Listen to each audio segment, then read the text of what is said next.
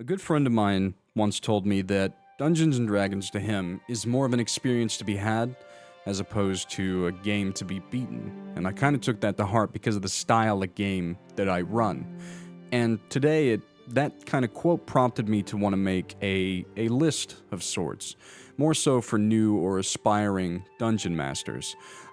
Things that I do in my style of game, which is very roleplay and story heavy, to kind of help those out that are wanting to jump in the command seat and run games. This video may not serve those that have been running games for a long time.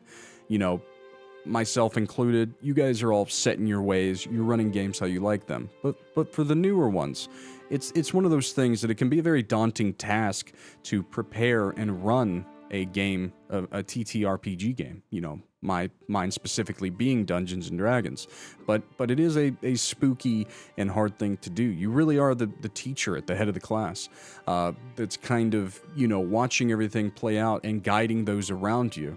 And also you're kind of the one in charge to make sure that everyone around the table is having a good time. The biggest thing for me is player spotlighting, and it's something that I like to utilize often, even if it kind of breaks the narrative, even if it breaks a rule here and there. I have 2 players that play remotely, and then I have 4 players here with me around the table. I don't actually see the 2 players that are remote while we're playing. I can just hear them, and it's, in our games, we play with headphones, mics, for a lot of different reasons. So for me, it may even be slightly easier.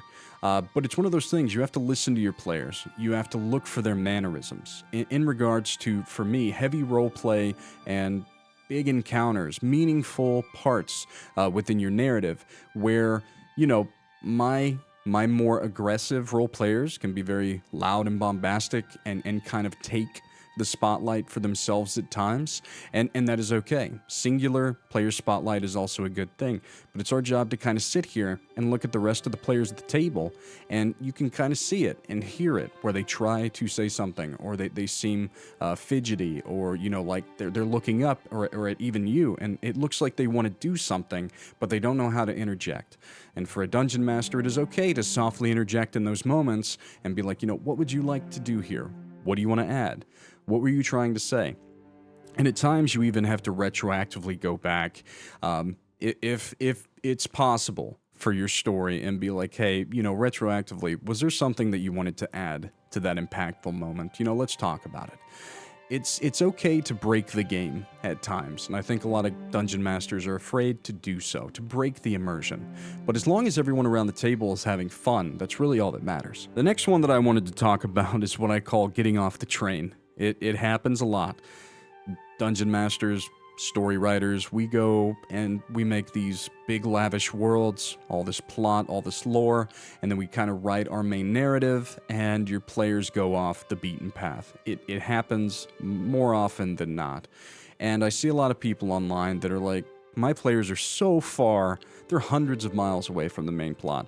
What am I supposed to do now? I've dug myself into this corner where I'm running things very, sporadically and on the fly, because they're not exactly doing what I had planned. And for certain, I guess, dungeon masters, that's kind of what they thrive on, open sandbox-like world. But for more linear storytellers, especially in the beginning, whenever you're only preparing for certain things, it's one of those where it's a time where you have to be flexible. And if they're having a blast going off on this side trek, and you had only prepared all these other things towards your main narrative, it's okay to break those up and to sprinkle it like breadcrumbs in front of them, to tie them slowly back into your main narrative. And even if it's happening in a different part of your world, then break it a little. Break up the pieces and move them in front of your players if you have to. And that is very, that is what we would call riding the train, railroading, and the like. But at times you have to kind of corral your players and get them back to where you want them. And again, if they're having fun doing it, if they're having fun on this side mission, it would be even better if you were to sprinkle in some main plot to really heighten the experience even more. Another tool that I utilize is real-life knowledge. I have players from all walks of life, different backgrounds, different careers. One of my players runs a group of tree trimmers that, they cut down trees and the like. He's very outdoorsy. And even at times when he's not playing a ranger, which he's played several rangers in my games, or other survival-oriented characters, it's fun sometimes because I'm not a big tree guy. I don't know all the different species of trees and where they're located in different, landscapes. It's kind of fun sometimes to just look over at him whenever I'm bringing up like a living oak tree or something like that, and he can describe it sometimes better than even I can. And it's kind of fun to do that with some of your players depending on their background. My fiance is a nurse, so when it comes to like mundane healing within the game, sometimes it's really fun for her to explain in a situation where one of my players is trying to aid another with one of their injuries, like how it would look and how it would go down. Using those real life kind of, traits that your players already have can really spice up your games. The fourth thing I want to go over is session pacing, which is a big one, and I've always kind of used the rule of threes. And every group is different. Each player is different. Half my party would love it if there was 6 combat encounters back to back to back. The other half would like it if we just role-played the whole time.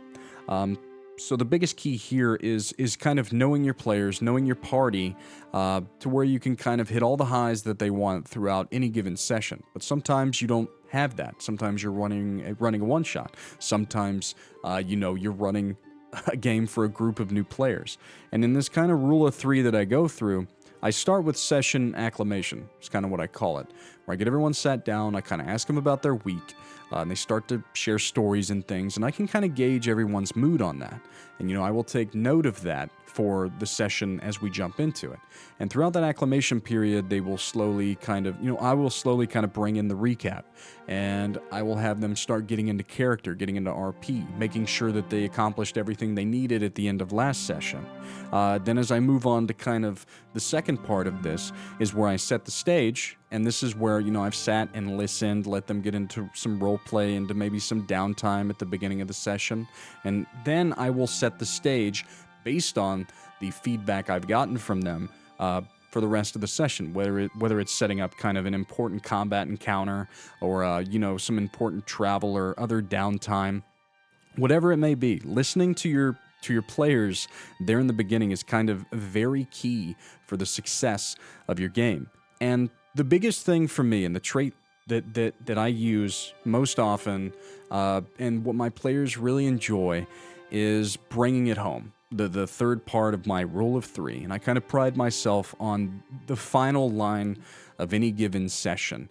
As you run games for a long time, you just kind of know. You get that gut feeling when you should cut the session. And sure, you can plan out your session from A to Z and be like, I'm going to go through all these things, then I'm going to end it.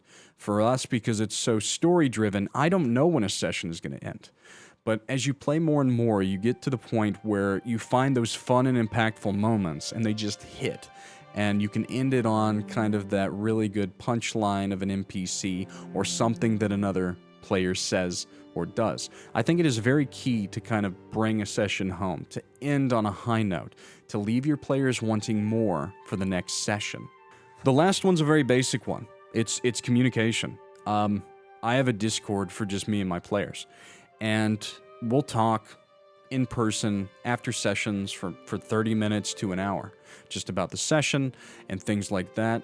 And even at times, I'll have half the party leave my house, and then a couple will stay behind because they want to talk about something.